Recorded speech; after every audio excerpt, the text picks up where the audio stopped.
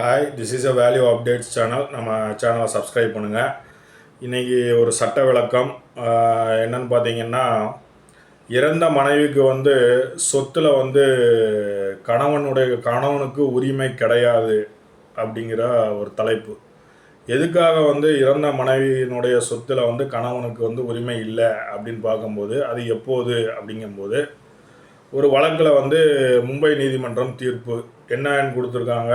என்ன வழக்கு அப்படின்னு பார்க்கும்போது, அதாவது ஒரு பெண்ணின் வரதட்சணை மரணத்திற்கு காரணமாக ஒருவர் இந்து வாரிசு சட்டம் 1956 கீழ் அவரது சொத்தை வாரிசாக பெறுவதற்கு தகுதியற்றவர் என்று கூறி வரதட்சணை மரணத்திற்கு காரணமான கணவருக்கு இறந்த பெண்ணின், அதாவது அவருடைய மனைவியின் சொத்தில் பங்கு எந்த உரிமையும் கிடையாது அப்படின்னு சொல்லி மும்பை நீதிமன்றம் தீர்ப்பளித்திருக்கு.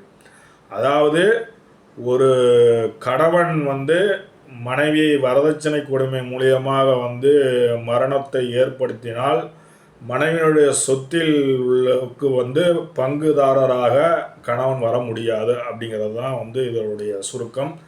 A person causing a dowry death of woman is disqualified from inheriting her property under Hindu Succession Act அப்படின்னு சொல்லுது பாம்பே ஹைகோர்ட்.